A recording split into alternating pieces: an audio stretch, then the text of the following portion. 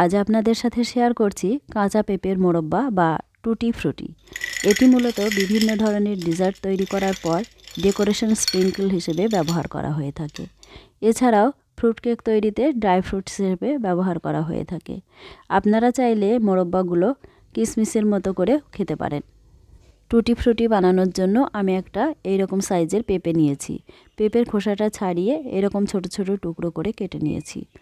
এরপর খুব ভালো করে ধুয়ে নিয়েছি।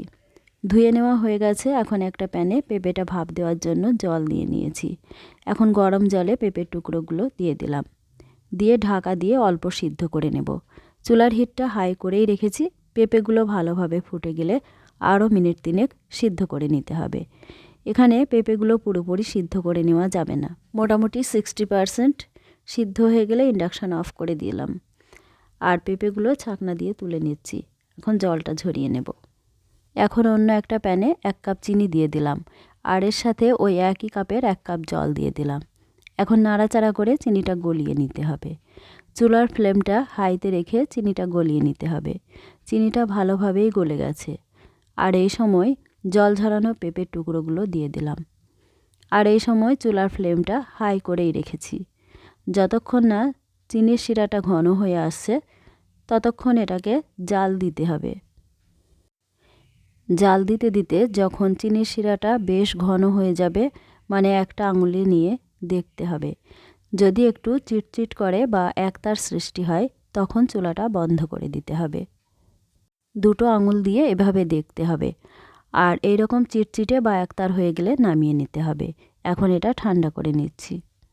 এখন এই টুটি ফ্রুটিগুলোকে আমি 4টি বাটিতে অল্প অল্প করে তুলে নেব। 4টি বাটিতেই সমান করে নিয়ে নিচ্ছে। বাটিতে তুলে নেওয়া হয়ে গেলে অল্প একটু ভ্যানিলা এসেন্স প্রতিটা বাটিতে অল্প অল্প করে দিয়ে দেব, জাস্ট একটু ভ্যানিলা ফ্লেভার আনার জন্য।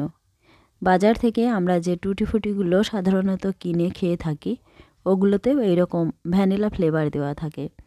তবে খুব বেশি দেওয়ার প্রয়োজন নেই, জাস্ট অল্প, মানে 1-2 ফোঁটা করে দিলেই হবে।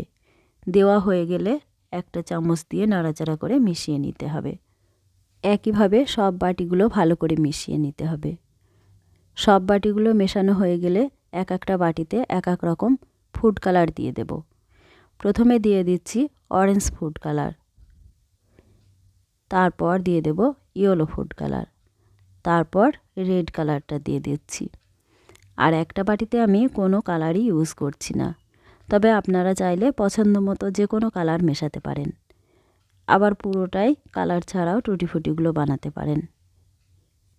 এখন চামচ দিয়ে কালারটা টুটি ফ্রুটি বা মোরব্বার সাথে ভালো করে মিশিয়ে নিতে হবে।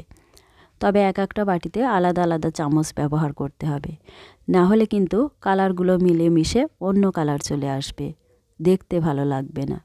কালার মেশানোর পর এগুলোকে নর্মাল ফ্রিজে 6-7 ঘন্টার জন্য রেখে দিয়েছিলাম, যাতে করে রঙটা ভালোভাবে মিশে যায়। ফিরে এলাম পরদিন। চিনির শিরা থেকে টুটি ফ্রুটিগুলো বা মোরব্বাগুলো তুলে নিতে হবে। আমি একটা ছাকনা দিয়ে ছেঁকে নিচ্ছি। আর একইভাবে 4টি বাটির মোরব্বায় ছেঁকে নেব। তারপর একটা ট্রেতে ছড়িয়ে দিচ্ছি। মোরব্বাগুলো যেহেতু এখনও ভেজা ভেজা হয়ে আছে তাই আলাদা আলাদা করেই ছড়িয়ে দিতে হবে, যাতে করে একটার সাথে আর একটা কালার মিশে না যায়। এরপর টুটি ফ্রুটিগুলো আপনারা রোদে দিয়ে শুকিয়ে নিতে পারেন। আবার রোদের ব্যবস্থা না থাকলে চুলার নিচে দিয়েও শুকিয়ে নিতে পারেন। আমি তো রোদে দিয়ে শুকিয়ে নিয়েছি, দেখুন কত সুন্দরভাবে শুকিয়ে গেছে। এখন সব টুটি ফ্রুটিগুলো চাইলে মিশিয়ে দিতে পারেন, আর একটার সাথে একটা লেগে যাওয়ার কোনো ভয় নেই। আর এইভাবে শুকিয়ে কাঁচের বয়ামে রেখে 1 মাস পর্যন্ত খেতে পারবেন। আর ক্রিসমাস চলে এসে প্রচুর প্রচুর ফ্রুট কেক বানিয়ে নিতে পারবেন। আবার কিশমিশের মতো এমনি এমনিও খেতে পারেন। বাচ্চাদের হাতে পাপায়া ক্যান্ডি হিসাবেও তুলে দিতে পারেন। এই রকম রঙিন ক্যান্ডি দেখে বাচ্চারা কিন্তু খুবই পছন্দ করবে।